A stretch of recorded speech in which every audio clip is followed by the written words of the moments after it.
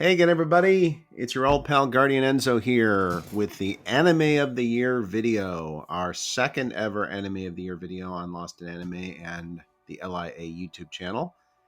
And I want to first of all say thank you to everyone for supporting me, supporting the site over the last year and over the 10 years it's been in existence. I'm very grateful. And Happy New Year to everyone and happy holidays. I have a couple of things I want to kind of qualify this selection with before I really go into it. It's a very unusual one in any number of ways, to be honest. I'm going to say, first of all, I literally started this recording without knowing for sure what I was going to pick.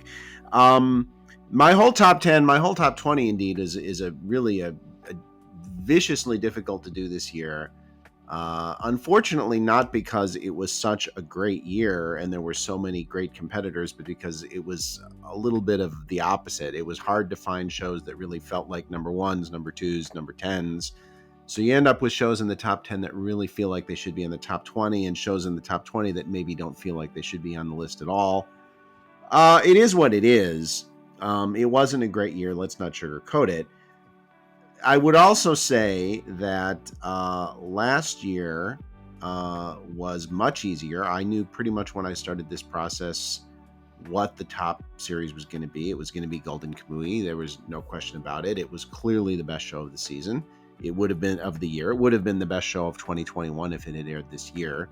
Hopefully 2022 will make this tougher for a different reason, because if all of the sequels that were promised for next year air next year, Mob Psycho, Made in Abyss, Vinland Saga, another season of Golden Kamuy. I don't know which ones are going to be eligible for 2022, but a couple of them will at least. So hopefully this will be tougher next year. The other confession I want to make is the series I chose for Best Series of 2021 is not, in my view, the best series of 2021. Because that would probably be Nomad Megalobox 2. I chose Kaibyoi Ramune because it was my favorite series of 2021. And maybe it was a little obstinate and pig-headed of me to do this, but frankly, the reason I'm doing it is because there's in a year where nothing stands out, where there's no clear number one show, and that's, to me, is absolutely the case. I just decided, screw it. I'm going to go with the show that I hold the most personal affection for. I have these shows like Udan no Kuni and other shows like this, which I love probably more than they should be because they fit me. They're personal favorites. And Kaibyoi Ramune, Dr. Ramune, definitely falls into that category for me. It just clicked with me from the opening episode, and especially the second episode, because the first episode was not as spectacular as the series later got. I love the series. I know it's a bit of a heart and head scenario for me. The head saying choose Megalobox, to the heart saying choose Kaibyoi Ramune. And frankly, there was a third strong candidate in Dynazenon, which was in serious contention. In fact, up until very close to the end, was probably my favorite to be the number one show, because it sort of was a bridge between the heart-head aspects of those other two going at it. Kind of meeting in the middle was Dynazenon. And in fact, the spreadsheet I have, which I've tentatively written down all my choices on, still said Dynazenon number one when I started getting ready to do this video. But in the final analysis, again, because there was no clear number one show this year, certainly Nomad would have been the clear number one show if it had ended after 6 episodes, but it didn't. When it transitioned from being Nomad into being Megalobox 2, rather ironic in the title, to me it lost some of its luster. It was still objectively, I would say, probably the best show of 2021, but F that, I'm choosing Kaibyoi Ramune just because I love this show so much. So there you go. It's this year's Miura no Kaikata. It's this year's Udan no Kuni. It just so happens that this year it's actually the number one show. And a part of me really also loves the fact that it's my number one show, because it so totally came from nowhere to do that. And what do I mean by that? Well, It's a total sleeper. It was a sleeper pick. You guys know I love it when my sleeper picks come through to begin with, but to have a sleeper show end up as my top series of the year, that's definitely a first. And maybe that kind of goaded me into picking it too. But the thing about this show is that it's thematically consistent from start to finish. It has a very, very well defined and very, very eloquent objective that it sets out to do from a storytelling standpoint, and it does. It's also thematically quite ambitious, and that to me that most gloriously manifested itself in the Shun arc. He was the friend of Kuro, whose father was trying to hammer the creativity out of him and turn him into a clone of himself. But it was thematically ambitious throughout the entire series. It also had a really fun and extremely surrealistic visual style, which again most gloriously manifested itself in the Shun arc, but was evident throughout the entire series. It was cleverly directed. I love the casting.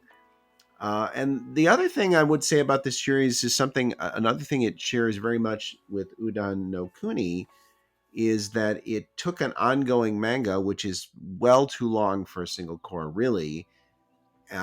Although the manga did end not long after the anime did, but it took an ongoing manga and it made you think you were watching an original series. And I mean, what do I mean by that? I mean that it felt self-contained, it's self-complete, it felt thematically whole. You felt like the ending was the ending that the creator wanted you to see.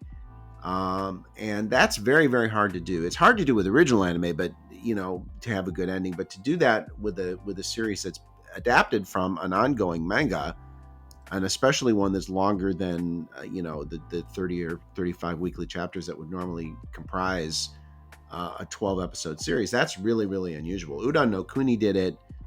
Even a much longer series than Kaibyoi Ramune, but Kaibyoi Ramune really pulled that off. Other things this series has going for it: an absolutely wonderful relationship between Ramune Sensei and Kuro-kun, his assistant. Just a great mentor-student relationship. So much love between the two of them. It's kind of partly a big brother relationship, partly a father-son relationship, partly just a good friend relationship. They take care of each other in different ways that the other needs to be taken care of. It's really a story of a great male friendship and mentorship, and two guys. One of them is a man and one of them is a boy, but they take care of each other in ways that the other needs, and instinctively they know that they need this to be taken care of in this way, which I really appreciate. I think that was really powerful and it was really moving. So I love both those characters. I also love the supporting cast here, which I think is a very strong supporting cast. Shun most obviously, but there are certainly other great supporting cast members here as well. It's just a great, like I said, it's a heart versus head situation. I was a long time considering Dynazenon and Nomad for this. Either would have been good choices. But because nothing really stood out as a masterpiece this year, other than the first half of Nomad, I just decided I was going to go with my heart on this. And I'm picking Kaibyoi Ramune. It's a show I really love. It's a show I'm going to be out on an island with, I suspect, and picking as the best show of the year. And in fact, a lot of even followers of the website probably never even watched it. But it's 12 episodes you won't regret, I don't think. If you love character-driven, surrealistic, modern fantasy, I think it's great. Again, that arc with Shun and his father, that one is especially powerful for me because it was really a story about creativity, the meaning of creativity, the nature of creativity, the responsibility of adults to children. Now, this is a topic that is not explored with great insight in anime very often. The responsibility of adults toward children, their children, yes, but towards children generally. And Blue Period does this too, to an extent, in the way teachers are responsible towards their students. But I think that that's a really beautiful, beautiful thing that's present throughout Kaibioi Ramune too. I talk about thematic consistency, but again, especially in the Shun arc, it's really, really, really a major theme: the responsibility of adults towards children, and I think very movingly and very powerfully done. So that's it. It's going to be probably a bit of a, like I said, I'm sure I'm going to be out on an island a bit with this one, which again is fine. These are personal choices. They're subjective. They can't be anything but. And with no clear masterpiece, no clear standout number one series of the year for me, this was the time to indulge that subjective side of me. And as I thought back on 2021 and thought about the shows I have the most affection for, the shows I most sincerely love, Kaibioi Ramune was the one that came out on top. So there you go. So I thank you again very much for listening. Thank you for watching. As always, if you like what you see, please hit that subscribe button, hit the like button. You'd be helping me out a lot. And leave your comments either here or on the website, and I'm happy to respond to them. Look forward to the conversation. I hope everybody has a great 2022. I hope it's a better one for the world than the last couple have been. I hope it's a better one for anime too. I have a lot more interesting stuff coming up even in the next few weeks on LIA. I hope you'll stay tuned for that. And as always, but more so than ever because we're launching into a new year, I implore you, please, whatever else you do, please stay frosty. Talk to you soon.